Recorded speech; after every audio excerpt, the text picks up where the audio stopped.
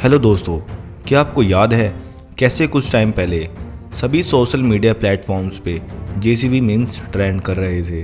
हर जगह बस यही चर्चे थे कि कैसे लोगों को सड़क किनारे चल रहे जेसीबी की खुदाई देखने में मज़ा आता है। एक्चुअली सिर्फ जेसीबी ही नहीं, ऑलमोस्ट हर तरह के मॉडर्न इक्विपमेंट्स हमें एक्साइट करते हैं और ऑटोमेशन से तो हम सबको प्यार है ही। मैं हूं निखिल और आज के वीडियो में हम जानेंगे ऑटोमेटेड रोबोटिक्स के बारे में। हालांकि रोबोटिक्स की शुरुआत 20वीं सेंचुरी में हुई थी, बट इसकी हिस्ट्री काफ़ी पुरानी है। Greek engineer hero of Alexander ने अपनी किताब में कई सारे वंडर मशीन्स का जिक्र किया है जो कि कई ऑटोमेटेड मूवमेंट्स कर सकती थी। पर रोबोटिक्स में एक्चुअल रफ्तार 20वीं सेंचुरी में आई और आज 21वीं सेंचुरी में तो रोबोटिक्स काफ़ी एडवांस हो गए हैं। 1950 में जॉर्ज डिवॉल ने यूनीमेट को डिज़ाइन किया, जिसका यूज़ जनरल मोटर्स कंपनी की फैक्ट्री में डाई कास्टिंग को ट्रांसपोर्ट करने के लिए किया जाता था। 1968 में कावासाकी ने हाइड्रोलिक रोबोट को डेवलप किया और वहीं कुका नाम की जर्मन कंपनी ने ऑटोमेटेड वेल्डिंग मशीन का लार्ज स्केल पे मैन्युफैक्चरिंग की। क्योंकि 60s में कार्स की मार्केट डिमांड आसमान छू रही थी, वैसे में प्रोडक्शन लाइन को ऑटोमेट करके प्रोडक्शन की स्पीड बढ़ाना हर एक कार मैन्युफैक्चरर की प्रायोरिटी बन गई थी और वहीं से रोबोट की एक रेस स्टार्ट हो गई। 1970 में तो इन रोबोट्स को अपग्रेड करके इनमें सेंसर्स और माइक्रो प्रोसेसर्स लगा दिए गए ताकि ये छोटे पार्ट्स को भी बड़े आसानी से हैंडल कर सके, जिसके लिए अब तक इंसानों को काम पे रखना पड़ता था। और फिर आने वाले कई सालों में इन रोबोटिक्स में काफ़ी इनोवेशन हुए, जिससे इनके कंट्रोल्स और सिंक्रोनाइजेशन काफ़ी आसान हो गए। और फिर जब 2003 में नासा ने अपने रोबोटिक रोवर्स स्प्रिट और अपॉर्चुनिटी को मार्स के सर्वेस पे दौड़ाया, तो मानो पूरी दुनिया को ये बात पता चल गई कि अब रोबोट्स वो काम भी कर सकते हैं जो इंसान अब तक नहीं कर पाया है। दोस्तों, प्रीसीडेंस रिसर्च की माने तो 2030 आते आते रोबोटिक्स इंडस्ट्रीज की वैल्यू पूरी दुनिया में $413 बिलियन की हो जाएगी, जिसकी भी मार्केट वैल्यू करीब $197 बिलियन की है।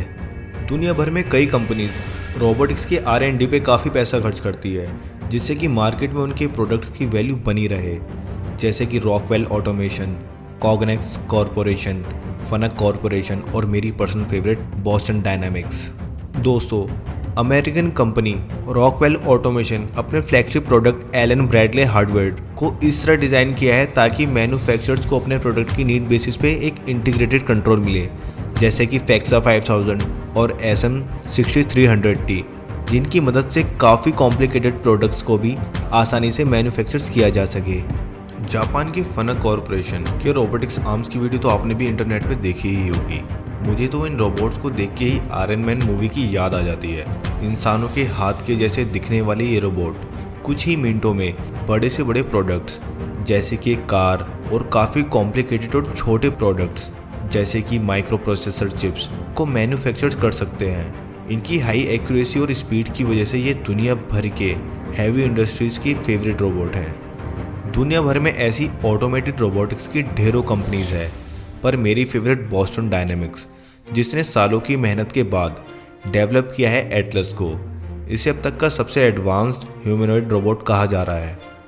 और हो भी क्यों ना, ज़रा इसके मूव्स तो देखिए, कैसे इंसानों की तरह चल सकता है, दौड़ सकता है और उछल कूद भी कर सकता है। फिलहाल तो ये सिर्फ अभी रिसर्च बेसिस पर डेवलप किया गया है, पर सोचिए जब इसकी मास प्रोडक्शन शुरू होगी तो कैसे ये पूरी दुनिया को बदल देगा। बॉस्टन डायनामिक्स का ही एक और रोबोट है जिसका नाम है स्पॉट। दिखने में तो ये आपके पेट डॉग जैसा लग रहा है, पर ये काफ़ी काम की चीज़ है। इसका यूज़ काफ़ी सारी फील्ड्स में हो रहा है, जैसे फैक्ट्रीज़ में रूटीन इंस्पेक्शन, वेयर हाउसेज में प्रोडक्ट्स की शिपमेंट, सर्विलेंस या मुश्किल से मुश्किल इलाकों में जहाँ इंसानों को जाने में मुश्किल होती है, वहाँ भी 14 kg तक का लोड लेके जा सकता है।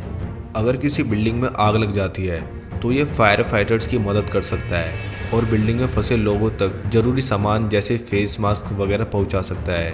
यही नहीं, स्पॉट डिफेंस फोर्सेस के लिए बड़ी काम की चीज़ है, जहाँ ये सोल्जर्स की हैवी इक्विपमेंट जैसे उनका राशन और मेडिकल सप्लाईज इमरजेंसी में पहुंचा सकता है। इन रोबोट्स की मदद से हम ह्यूमन लाइफ के लॉस को काफ़ी कम कर सकता है। दोस्तों, जैसे जैसे दुनिया भर में रोबोटिक्स अपनी पहुंच बढ़ाते जा रहे हैं, उसके साथ एक सवाल लोगों में ये भी उठता है अगर ये रोबोट्स इंसानों की जगह ले लेंगे तो दुनिया भर में अनएम्प्लॉयमेंट काफ़ी बढ़ जाएगी, जो कि किसी भी देश और उसकी गवर्नमेंट के लिए काफ़ी मुश्किलें खड़ी कर सकता है।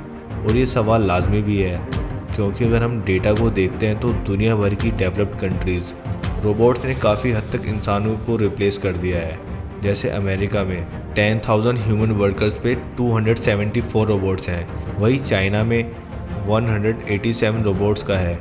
चाइना ने तो 2021 में अपने मार्केट में करीब 2,40,000 रोबोट्स को ऐड किया है। डेनमार्क और स्वीडन, जिन्हें दुनिया का सबसे डेवलप्ड और खुशहाल देश माना जाता है, वहाँ हर 10,000 ह्यूमंस में 234 और 321 रोबोट्स काम कर रहे हैं, और इन नंबर्स की फ्यूचर में और भी ज़्यादा बढ़ने की संभावना है, क्योंकि इंसानों के कंपैरिजन में ये रोबोट्स काफ़ी स्पीड और एक्यूरेसी से काम कर सकते हैं, और इनकी मेंटेनेंस ह्यूमन एम्प्लॉयज़ को सैलरी देने से काफ़ी कम होती है। इसलिए दुनिया भर के मैन्युफैक्चरर्स लोगों को हायर करने की जगह इन रोबोट्स को इंस्टॉल कर रहे हैं।